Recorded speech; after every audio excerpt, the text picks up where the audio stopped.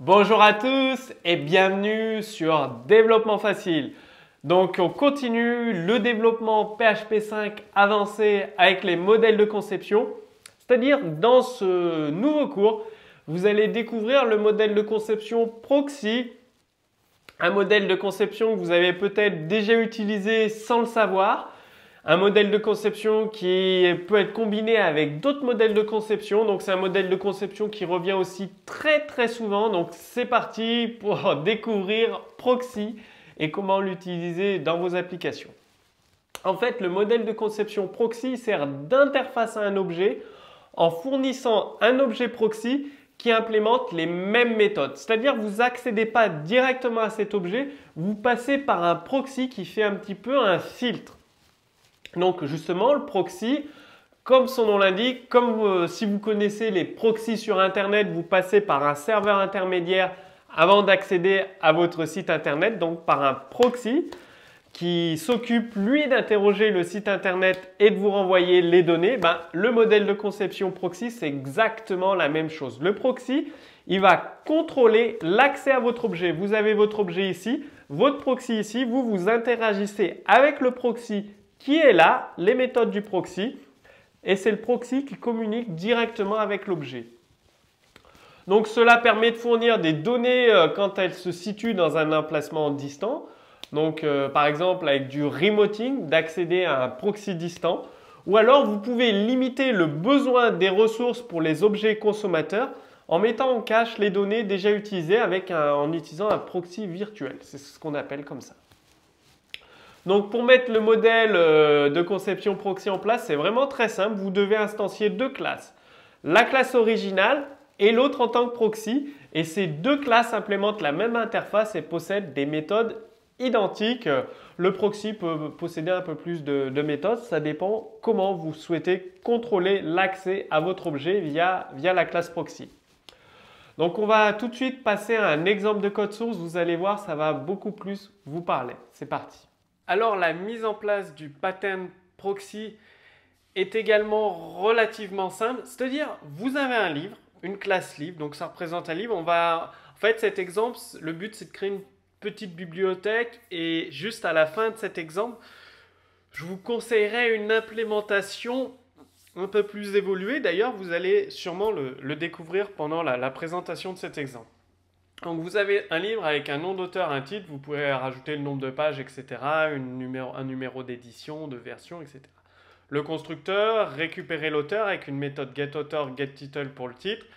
GetAuthor and Title, ça permet de récupérer une phrase toute prête. Vous avez la gestion de la liste de livres. Donc, c'est écrit style bibliothèque ou collection de livres. Rappelez-vous, dans le cours précédent, vous avez découvert le modèle de conception collection. Donc là, vous pourriez très bien implémenter le pattern collection cumulé avec le pattern proxy. On peut mettre en place plusieurs modèles de conception. Donc là, j'ai juste mis le pattern proxy pour pas vous mélanger, mais ici, il pourrait très bien booklist étendre un pattern de collection en fait, itérateur, tout simplement. Le pattern itérateur, on pourrait l'utiliser dans ce cas-là. Là, pour récupérer le nombre de livres de la bibliothèque, pour mettre à jour le nombre de livres dans la bibliothèque, vous voyez, on doit faire des fonctionnalités en plus. Si vous aviez le pattern itérateur ou collection, enfin itérateur, vous n'auriez pas besoin de faire ça parce que c'est fait automatiquement par le pattern. Pour récupérer un livre à partir de son identifiant, pour ajouter un livre dans la collection, donc là vous devez mettre à jour le nombre de livres dans la collection, enfin il y a tout un tas de choses que le pattern itérateur vous simplifie grandement la vie, quoi, tout simplement. Là, pour supprimer un livre, également, vous devez faire ça alors que le pattern itérateur le gère de lui-même. Et ensuite, vous avez votre proxy. Donc, le proxy qui gère les accès à la bibliothèque. Donc, vous avez les méthodes pour accéder à votre proxy. Donc, vous ne vous embêtez pas, getBookCount.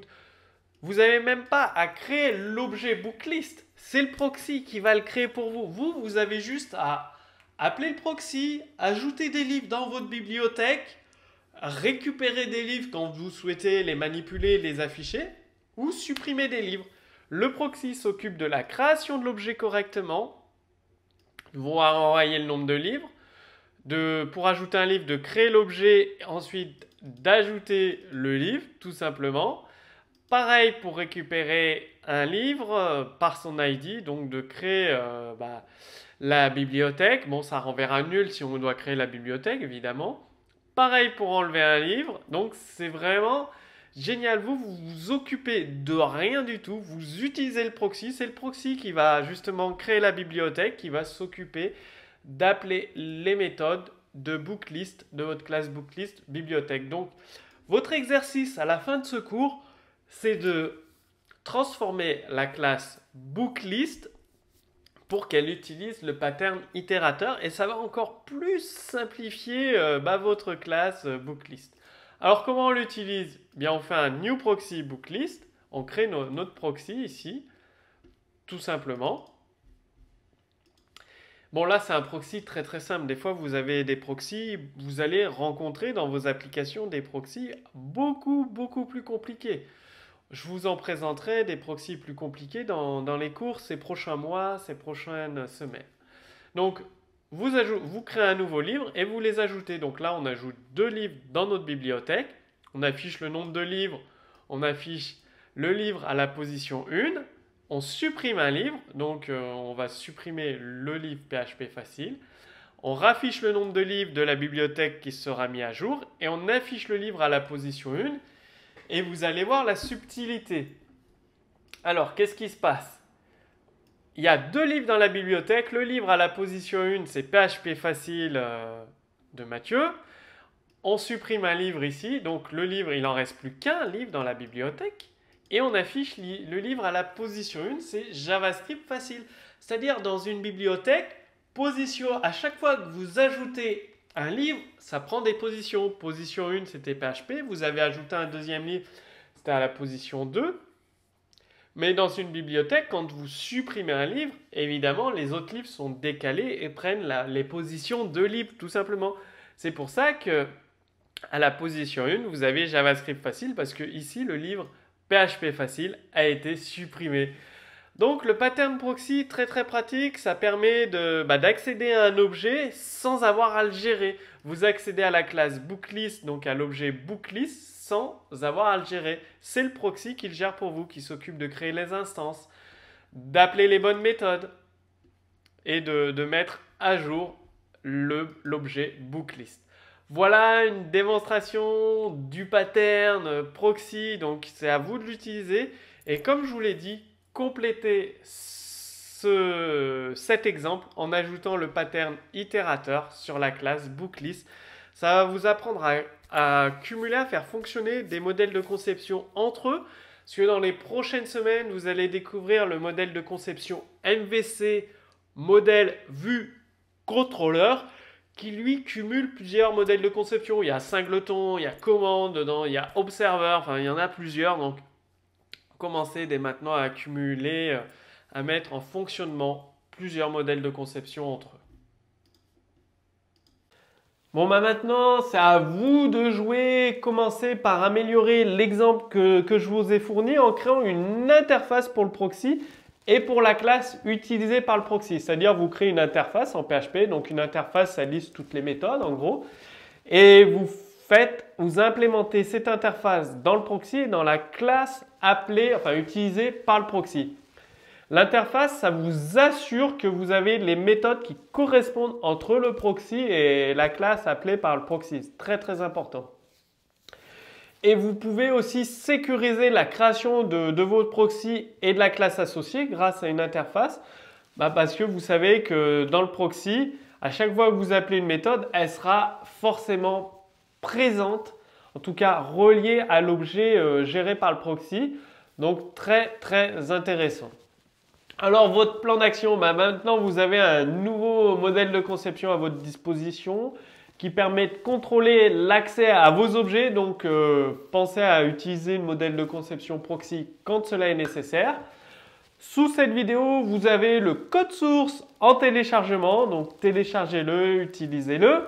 Si vous avez des questions, posez-les directement sous ce cours vidéo. L'équipe Développement Facile vous répondra. Maintenant, je vous invite à regarder la deuxième vidéo. Donc, cliquez simplement sur la bannière, sur le lien, là, juste au-dessus de moi, lancez la deuxième vidéo. Et dans la deuxième vidéo, vous allez aller beaucoup, mais alors beaucoup plus loin dans la création d'applications performantes avec PHP 5.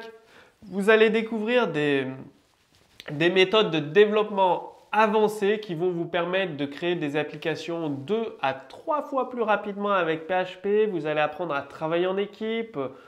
Vous saurez éliminer complètement, donc dire complètement adieu à tous les bugs de vos applications PHP car vous allez les détecter en amont et grâce à la méthode développement facile, vous allez limiter fortement l'apparition de bugs. C'est très important.